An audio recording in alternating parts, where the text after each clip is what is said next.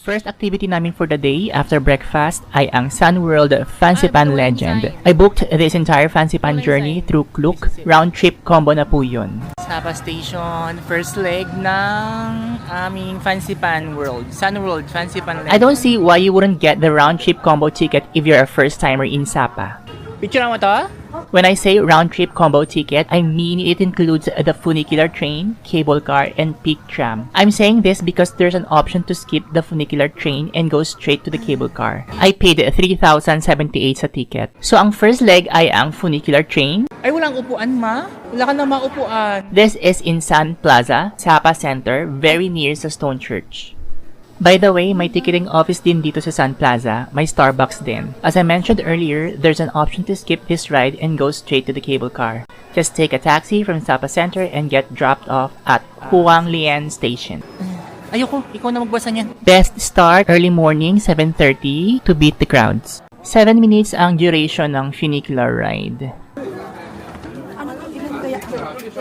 Paano nagsasalubong sila? Siguro,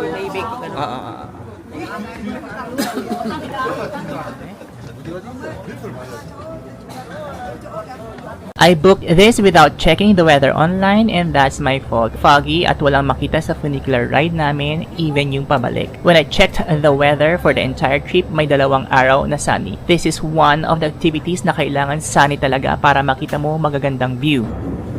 Ang ganda! Wow, ang dami nakikita! So nice! Bulag-bulag. Asa na ka totem? Ayan ha. Kanino? Kitang linaw. Isa din sa mga activities na dapat sunny at walang fog ay yung glass bridge. So I recommend that you check the weather for the entire week before booking po. Wala talaga. Hindi din katulad natin. Fantastic. Wala. Wala yung mamaya. Na-shy si kuya, charot-charot. Linaw, dami namin nakikita. Sobra. Ay, hindi ko nakita yung nakasalubong natin. Ayun, wala na. Tapos mag-merge siya. Mag-merge siya.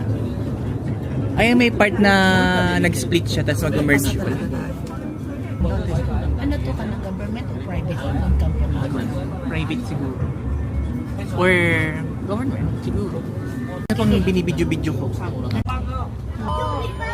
Ayan na. Oh, tama. 7 minutes. Charot.